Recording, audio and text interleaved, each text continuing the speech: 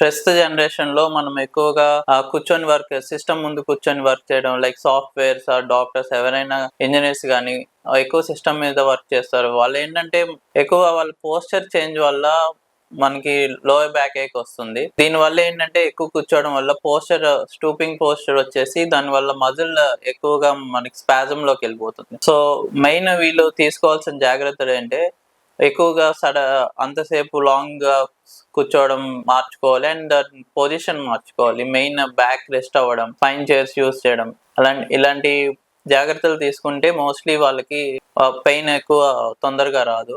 And ఎప్పుడైనా severe గా radiating pains కానీ అలాంటివి ఉంటే కనుక డాక్టర్ ని కన్సల్ట్ అవ్వాల్సి వస్తుంది.